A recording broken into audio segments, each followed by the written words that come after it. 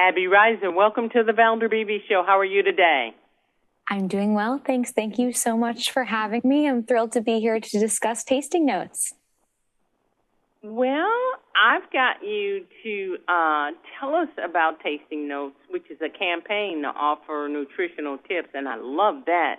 So let's get started. What do you want us to know about Tasting Notes? So Tasting Notes, which was created by Johnson & Johnson, who I'm here in partnership with today, is a new educational campaign that provides support for cancer patients who are experiencing taste changes due to their treatments. Does the taste change during the various treatments that one may get for cancer? Is that affected also? Taste changes is a very common side effect of cancer treatment. Approximately 80% of patients who are undergoing cancer treatment report experiencing changes in the way that they taste food.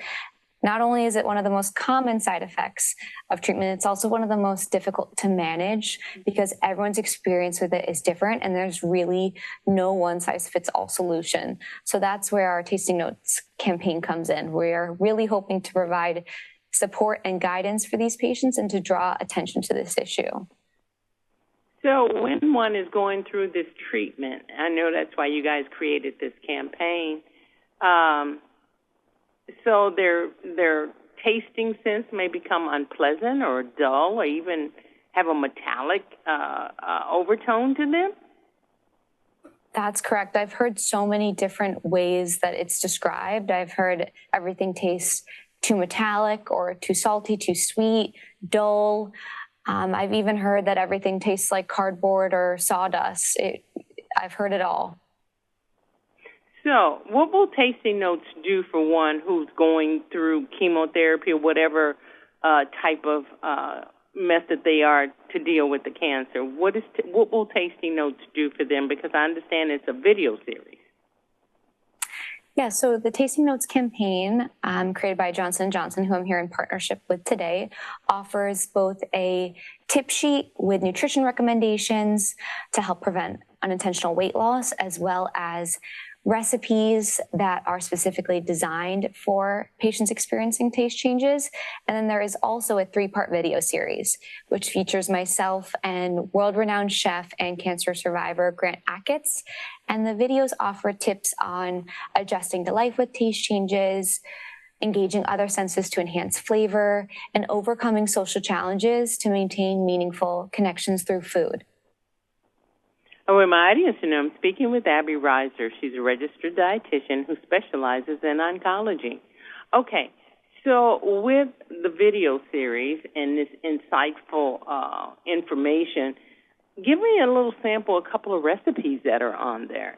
And are they just good for people with cancer or those who don't?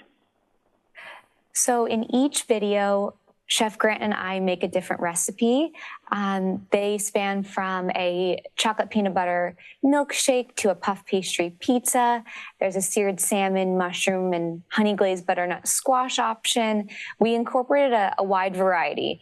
And even if the patients with taste changes don't like a particular recipe that we provide, we hope it helps with teaching them how to combine different flavors and textures, and we hope it also encourages them to experiment.